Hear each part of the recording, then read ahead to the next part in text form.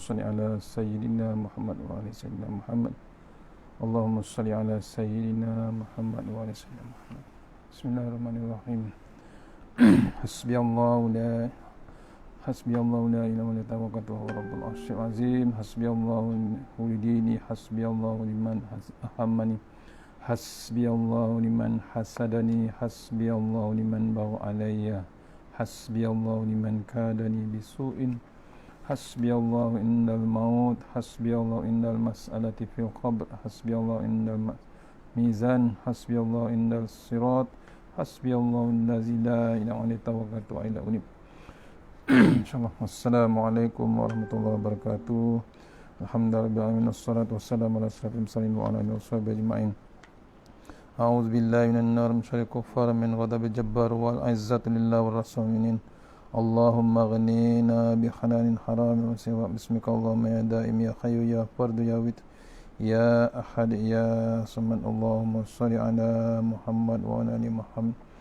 Rabbi shrah li sadri wa yassir li amri wa tammi lisani yafqahu qawli. Fa ya ibadallah ittaqullaha usikum wa iyaya bittaqullah faqad fazal muttaqun.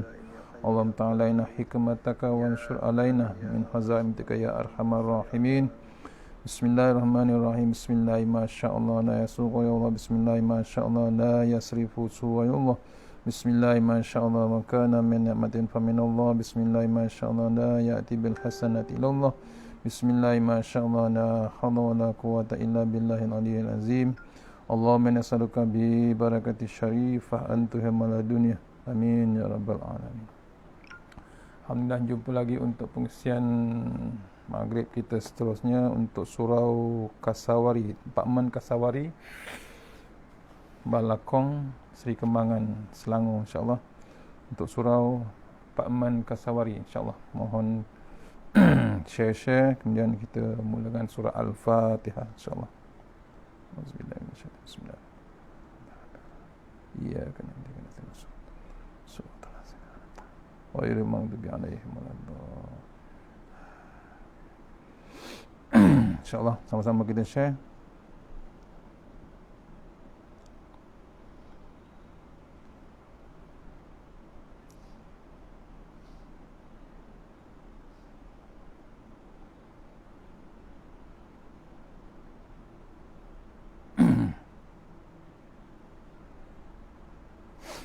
Surau Pak Man Kasawari. Mohon share sahabat-sahabat Korea surau.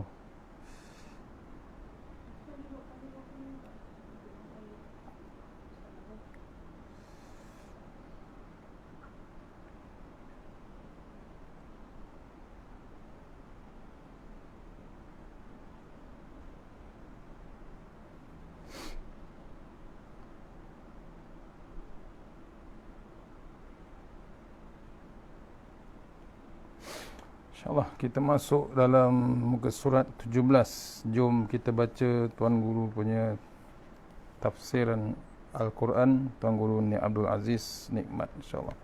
Kita hadiahkan terus Al-Fatihah untuk Tuan Guru, insyaAllah. Al-Fatihah. A'udzubillahi minasyaitanir rajim. Bismillah.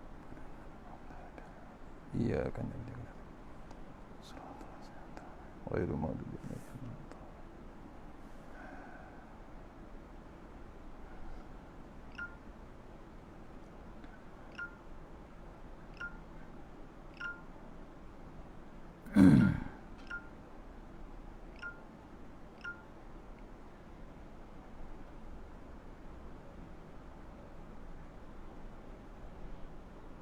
InsyaAllah muka surat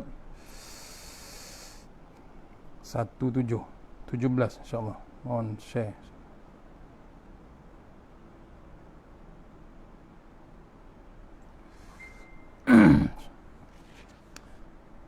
Masih lagi ayat 2. Saya ulang balik ayat nombor 2. Kita ulang balik bacaan dia.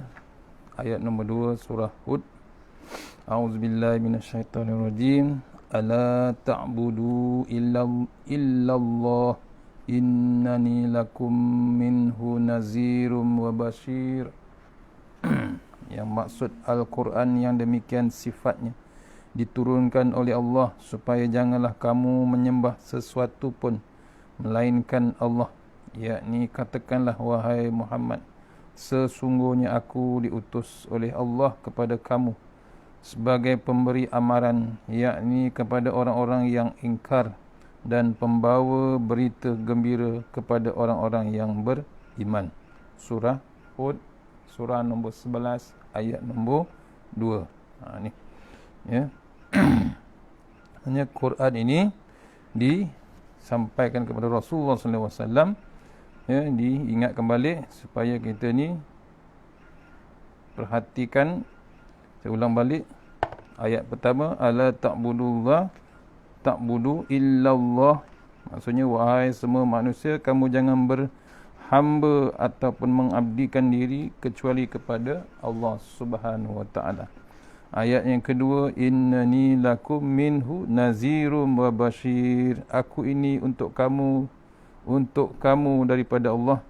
Tolong beritahu perkara yang menggerunkan kamu seperti neraka, dan tolonglah sampaikan perkara yang menyenangkan hati atau menggembirakan kamu, iaitu syurga. Kemudian yang ketiga, wa nistaghfiru rabbakum summa tubu ilaihi.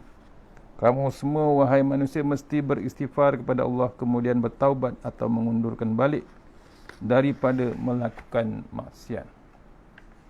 Yang keempat, wa in tawallaw fa inni akhafu alaikum azaba yaumin kabir. Kalau manusia tidak dengar juga kata, wahai Muhammad, beritahu kepada mereka bahawa aku ini bimbang benar, takut kamu ini ditimpa bala di hari yang besar. Dan yang kelima, ilallahi marji'ukum wa huwa ala kulli syai'in qadir.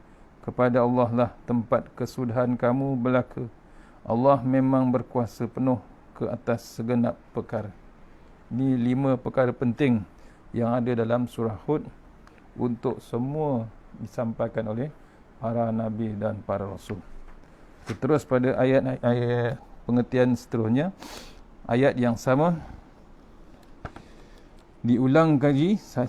Saya ulang lagi, ini perkara utama yang menjadi perkara nombor 1 sejak zaman Nabi Nuh sampailah zaman Nabi Muhammad sallallahu alaihi wasallam. 5 perkara tadi yang menjadikan orang itu kafir atau munafik adalah berpunca daripada perkara ini. Orang-orang ini sepatutnya tidak menjadi kafir atau munafik sebab mereka tahu hidupnya di dunia ini betul-betul kerana kurniaan daripada Allah Subhanahu wa taala. Oleh kerana sejak muda sampai tua tidak diisi kekosongan yang ada dirinya dengan tauhid. Boleh jadi dia tidak tahu langsung, ataupun dia tahu tetapi melalui proses pengajaran yang kabur, ataupun melalui pendidikan yang tidak serius dengan ubudiyah, yakni pengabdian kepada Tuhan.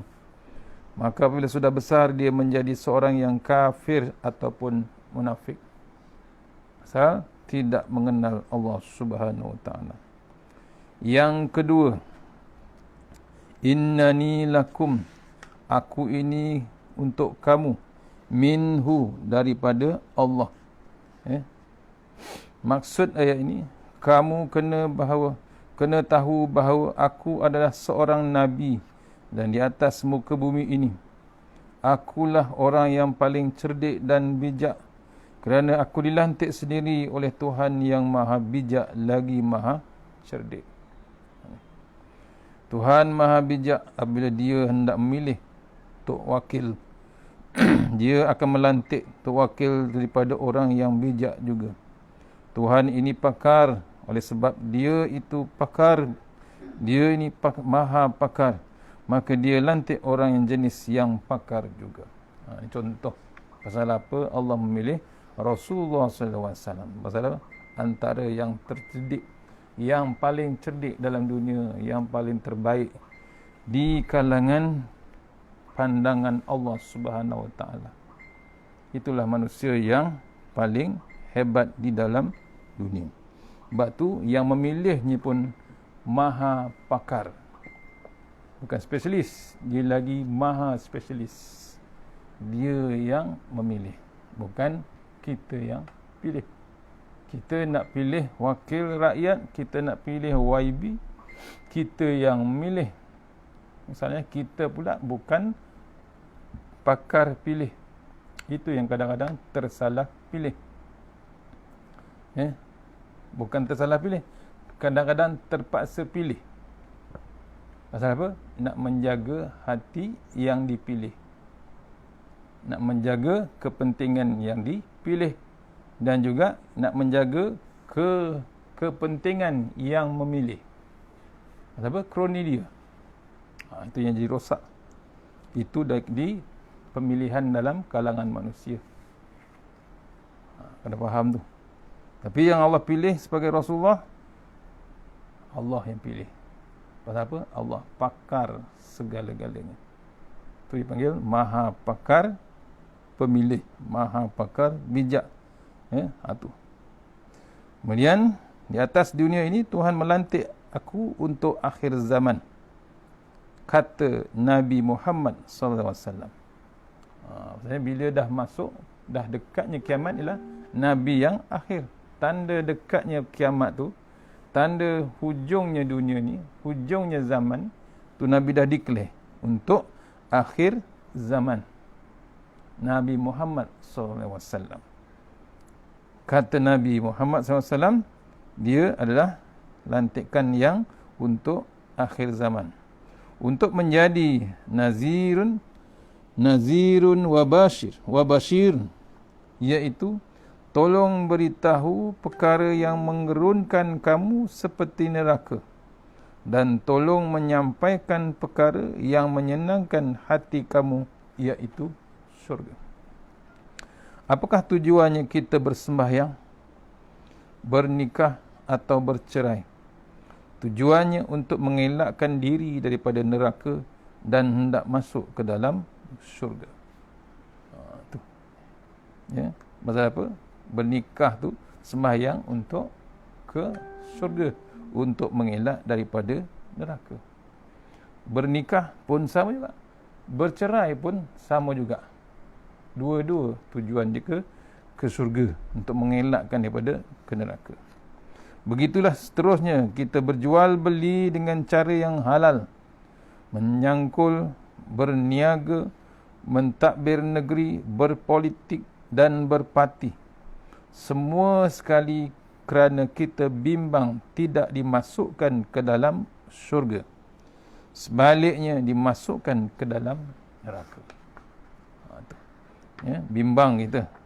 Benda yang lain selain daripada nikah, selain daripada cerai, selain kita bersembahyang, bab jual beli, menyangkul, bertani, berniaga, mentadbir negeri, berpolitik dan berparti, semua sekali kerana kita bimbang tidak dimasukkan ke dalam syurga, sebaliknya dimasukkan ke dalam neraka.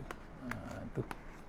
Kesemuanya tak ada dia punya nak lari daripada Allah Ta'ala. Semuanya ada dipegang di tangan Allah Subhanahu Wa Ta'ala. Kita berparti sekarang ini pun bukan kerana kita hendak menangkan PAS ataupun mengalahkan UMNO, kata Tok Guru. PAS dan UMNO ialah perkara nombor dua. Nombor satunya adalah hendak mencapai keredaan Allah Ta'ala. Kalau tidak berpolitik, bernegara atau berkerajaan secara Islam, mustahil kita mendapat syurga dan berjaya mengelakkan diri dari neraka. Nombor satunya adalah untuk mencapai keredaan Allah Ta'ala. Tak kira parti apa, yang paling hebat, redha Allah Subhanahu Wa Ta'ala.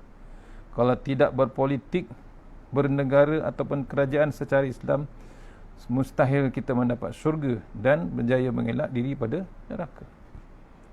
Pastikan redha Allah Ta'ala tu betul.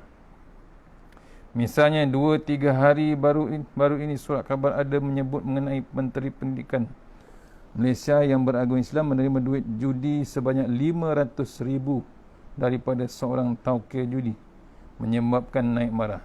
Dia hendak menyaman tauke judi dan surat khabar tersebut. Marah menteri tersebut. Cuba kita fikir kenapa marah kepada orang itu. Tokoh judi itu memberi pitih, memberi duit kepada mereka, memiliki lesen ataupun tidak. Tentulah dia memiliki lesen. Kalau tidak, masakan dia berani mengisytiharkan namanya. Jika ada lesen, berarti aktiviti judinya halal di sisi kerajaan. Bila barang ini halal, maka duitnya pun halal jugalah. Kenapa mereka hendak menyaman orang tersebut? Tidaklah mereka berasa mujur, beruntung kerana mendapat duit halal.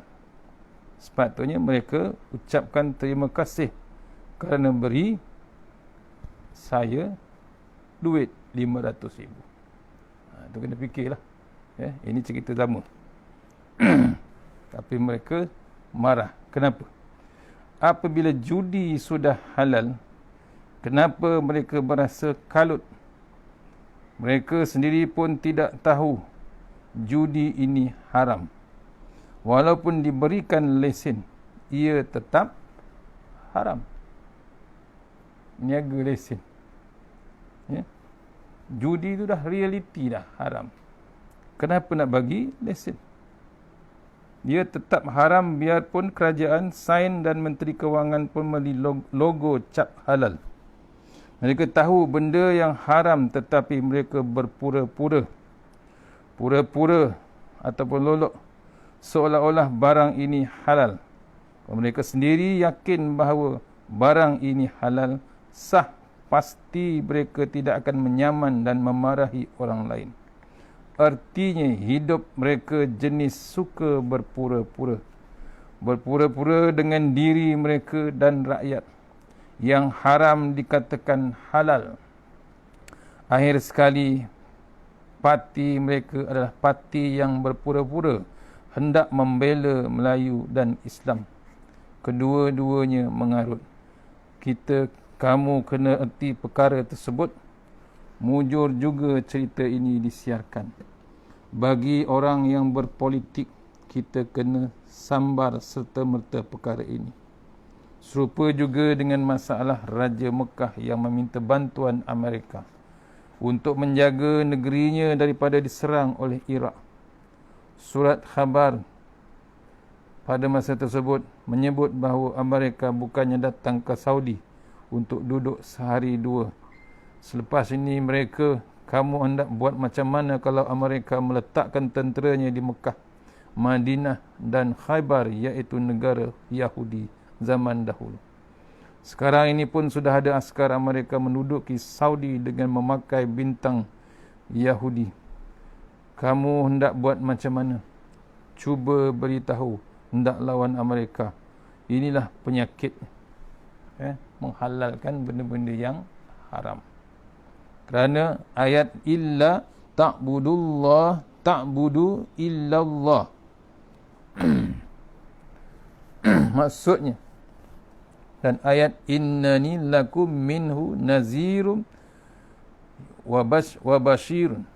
Kedua-dua ayat ini tidak ada di dalam kepala, yakni fikiran kita. Yang ada dalam kepalanya hanyalah telaga minyak dan duit yang banyak. Itu sahaja yang dapat. Sebab dia ada mengaji, dia tidak mengaji, yakni belajar. Dapat memerintah pun disebabkan faktor keturunan. Jadi kalau pembesar negeri tidak mengaji atau anak tok guru menjadi tok guru sedangkan dia sendiri tidak mengaji, kalau dibiarkan dengan sebab keturunan, maka akan punah jahanam, habis licin semuanya. Sebab itulah diturunkan kitab daripada langit, jenis tulisan dan bacaan. Kamu kena membaca dan mengaji. Ayat pertama yang diturunkan dari langit ialah A'udzubillahi minasyaitonirrajim. Iqra' bismi rabbikal ladzi khalaq. Sadaqallahul azim. Surah Al-Alaq ayat 96. Ayat nombor 1 surah nombor 96. Bacalah wahai Muhammad dengan nama Tuhanmu yang menciptakan sekalian makhluk. Ayat yang pertama. Tu Maksudnya kena mengaji. Bila ada bab mengaji, dia ada kelebihan. Ada bab tahunya halal ataupun haram. Tak kira dia anak tok guru ataupun anak tak tok guru. Tak kira dia anak menteri ataupun keturunan menteri. Dia takkan kira macam tu. Bila ada bab pengajian, dia ada bab mengaji kitab. Dia tahu bab, dia jadi hamba Allah Subhanahu. Tu. Ayat yang pertama dalam Al-Quran diturunkan adalah Iqra' bismi rabbikal ladzi khalaq. Ya, kitab ni diturunkan untuk dibaca, jenis tulisan dan bacaan. Kena membaca, kena mengaji. Dalil ayat pertama. Iqra' bismi rabbikal ladzi khalaq. Kepada siapa? Rasulullah sallallahu alaihi wasallam. Tu dalil untuk menguatkan kita supaya mencari ilmu. InsyaAllah terus sambung dengan ayat nombor 3. A'udzubillahi minasyaitonirrajim. Wa anistaghfiru rabbakum summa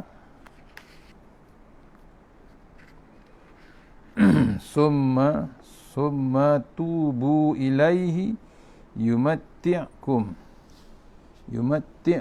mata'an hasanan ila ajalim musamma wa yu'tikul ladzi fadlah wa in tawallaw fa inni akhafu alaikum azaba yaumin kabir. Sadaqallahul azim. Ayat nombor 3 surah Hud, yang bermaksud, dan hendaklah kamu meminta ampun kepada Tuhan kamu dari perbuatan syirik. Kemudian hendaklah kamu rujuk kembali taat kepada Allah, supaya Dia memberi kamu nikmat kesenangan hidup yang baik di dunia hingga di suatu masa yang tertentu, dan juga yakni di akhirat pula. Dia akan memberi kepada tiap-tiap orang yang mempunyai kelebihan, yakni dalam sebarang amal yang saleh, akan pahala kelebihannya itu. Dan jika kamu berpaling, yakni membelakangkan 3 perkara itu, maka sesungguhnya aku bimbang kamu beroleh azab pada hari kiamat yang besar, yakni huru haranya. Surah Hud, surah nombor 11, ayat nombor 3. Ni kita teruskan.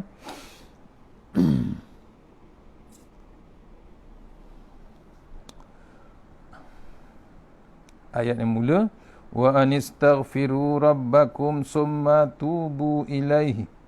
Kamu semua wahai manusia mesti beristighfar kepada Allah, kemudian bertaubat atau undur balik daripada melakukan maksiat. Ya. Kita dipesankan oleh ayat ini untuk beristighfar kepada Allah, minta ampun terus kepada Allah Ta'ala. Kemudian taubat untuk bertaubat kita pada Allah Ta'ala.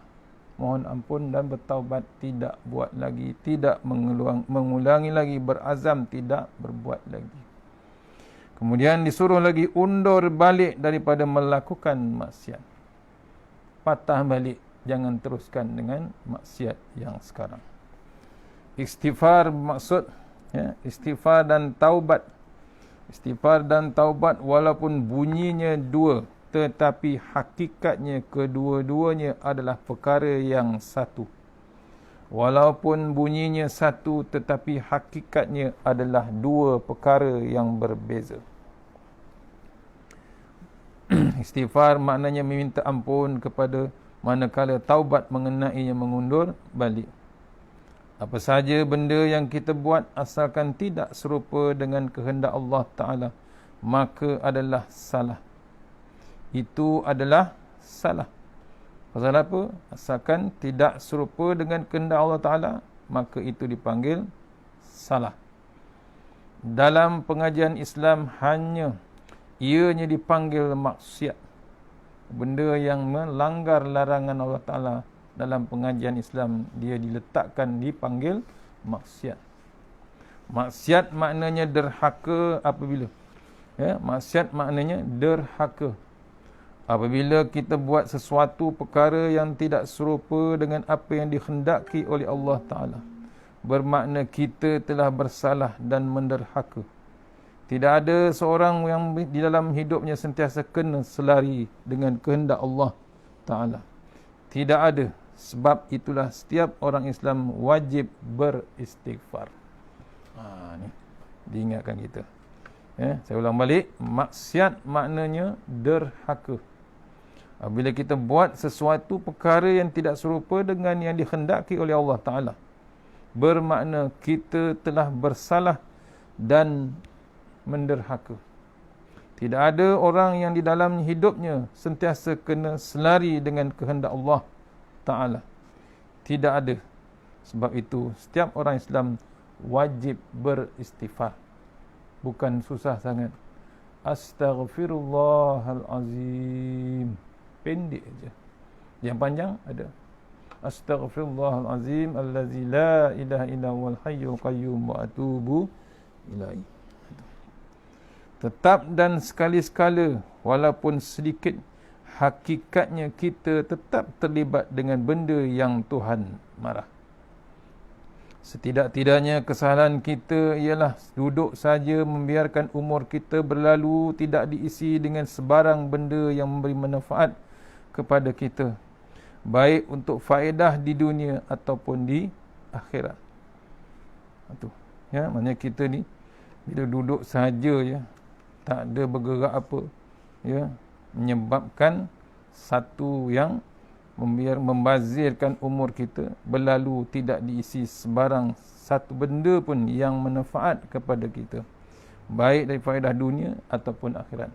Itu pun salah sebenarnya. Pasal apa? Membazirkan masa, membazirkan umur kita.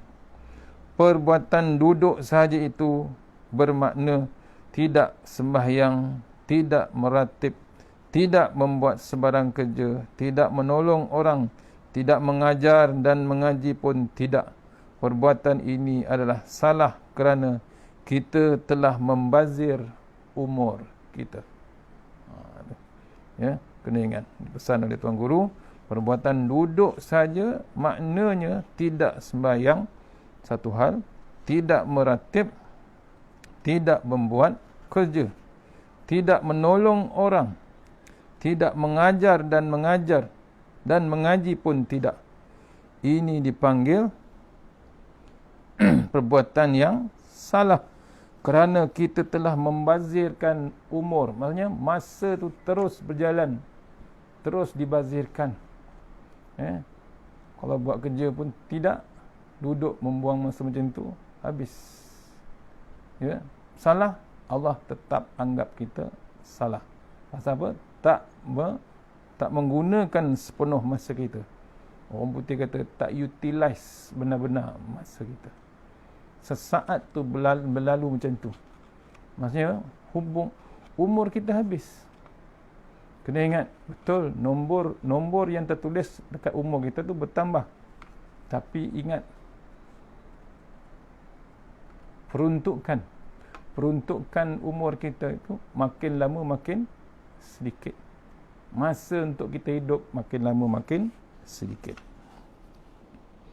Hendak mendapatkan umur bukannya senang.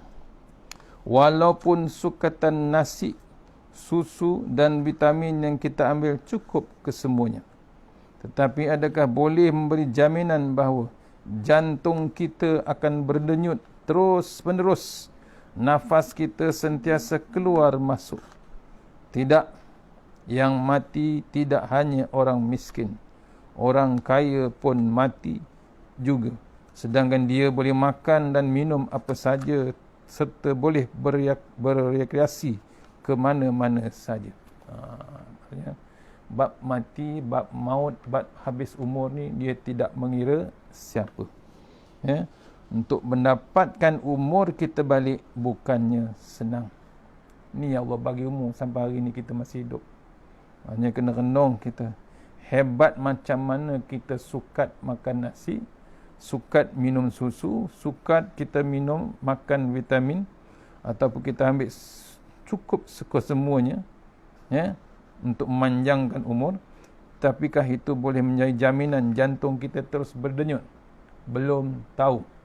Maksud apa? Itu kerja Allah Subhanahu Wa Taala, bukan kerja kita. Kita tak tahu jantung kita boleh terus berdenyut terus menerus, belum tahu lagi. Dan nafas kita belum tahu boleh keluar ataupun masuk senantiasa. Ada masa boleh berhenti. Itu maknanya kerja Allah Subhanahu Wa Taala terlalu hebat. Tak kira dia miskin ataupun kaya, tetap mati. Ini menunjukkan bahawa kehidupan merupakan satu anugerah yang 100% daripada Allah Ta'ala. Adapun makan minum hanya sebagai satu ikhtiar manusia memanaskan badan, memanaskan tubuh untuk membolehkan jantung berdenyut. Kita jadi berdosa apabila anugerah Allah Ta'ala yang begitu besar ini, yang tidak boleh dibeli di kedai atau dipinjam daripada orang lain, dibiarkan begitu sahaja dengan duduk berbual kosong dari pagi sampai petang. Di atas kesalahan inilah maka kita diminta beristighfar. Ya Allah, ya Tuhanku, ampunkanlah kesilapan aku. Tu tujuan istighfar sebenarnya bukan saja-saja 10 kali, 20 kali, tapi sebenarnya untuk jaga kesilapan kita, untuk kita minta ampun. Pasal apa? Kadang-kadang tak perasan masa kita habis macam tu saja dengan berbual kosong atau membuat benda-benda yang tidak bermanfaat untuk menjamin kita ke syurga Allah Subhanahu Wa Taala. Istighfar maknanya meminta Allah Ta'ala menutup kesalahan dan mengampuninya. Mengampuni maknanya menutup segala kesilapan yang berlaku. Minta ampunlah kepada Allah, jangan beri dosa aku bertimbun. Di akhirat kelak ketika di padang mahsyar, jangan beri siapa pun, sama ada malaikat ataupun orang ramai, tahu bahawa aku ini bersalah. Tu tujuan kita nak istighfar. Yang kedua, selepas beristighfar, kita tidak boleh meneruskan lagi perangai itu. Kita mesti mengubah sikap. Perbuatan mengubah sikap inilah yang dipanggil taubat. Maknanya mengundur balik. Sedang kita duduk-duduk, tiba-tiba terasa, ruginya masa aku. Kalau aku pergi menyangkul, tanam pisang, menulis makalah atau membaca buku, ada juga faedahnya. Maka kita beristighfarlah. Astaghfirullahalazim. Selepas itu kita baliklah ke rumah, pergi menanam, menyapu sampah di muka tangga atau tolong membasuh pinggan ke dapur. Kita mengundur balik daripada sikap lama kepada sikap baru. Itulah istighfar dan taubat. Masih ramai dalam kalangan kita berasa bahawa istighfar dan taubat itu adalah ajaran tok lebay sahaja, yang dilihat tidak boleh menolong ke arah menstabilkan dan mengamankan negara. Hamba hendak sebut bahawa istighfar dan taubat bukanlah ajaran tok lebay biasa, bahkan ajaran Nabi Muhammad SAW. Baginda diutuskan ke dunia bukan untuk membetulkan dirinya sahaja, bahkan membetulkan masyarakat. Tu kena fikirkan macam mana. InsyaAllah kita berhenti takat tu, dah masuk isyak. Mudah-mudahan pengisian yang sebentar ini kita dapat bawa menghadap Allah Ta'ala. Dia memasang, insyaAllah kita sambung esok untuk surau Kasawari. Pak Man Kasawari, terima kasih bagi ruang untuk online malam ni. Mana yang terbaik semuanya daripada Allah SWT, yang lemah daripada saya sendiri. Kita sudahi surah Al-Fatihah. Bismillahirrahmanirrahim. Iya.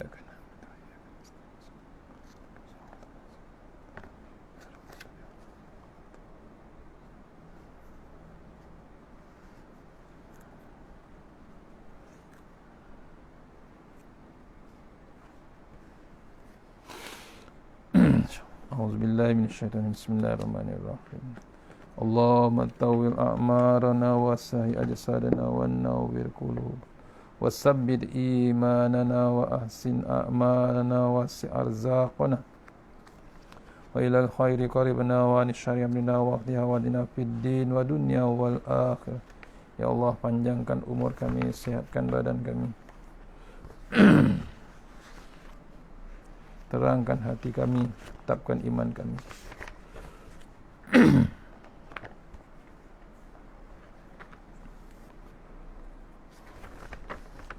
Sehatkan badan kami, terangkan hati kami, tetapkan iman kami. Elokkan amalan kami, luaskan rezeki kami. Dekatkan kami kepada kebajikan, jauhkan kami daripada kejahatan. Tunaikan hajat kami.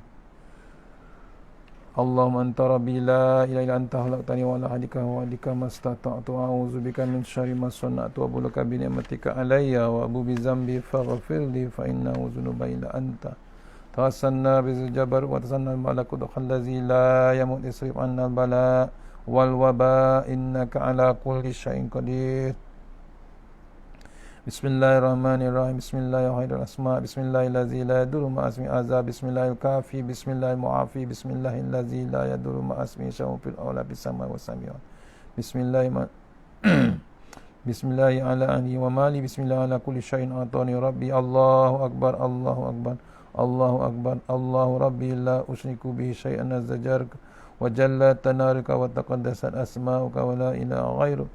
Allahumma inna a'udzubika min syarri kulli jabbarin anin wa a'udzubika min syarri kulli syaitanin marid wa min syarri qada'is su wa min syarri kulli dabbah anta akhizun bi nasiyatiha inna rabbi ala siratim mustaqim.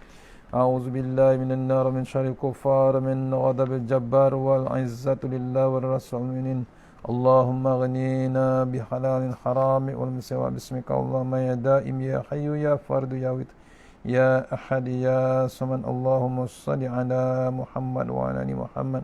Subhanallah al-aliyyid dayan, subhanallah syadidil arkan, subhana ma yazhabu bil lail wa ya'ti bin nahar, subhana man la yushghiluhu sya'nu an sya'an, subhanallah al-hannan mannan, subhanallah musabbahi fi kulli makan.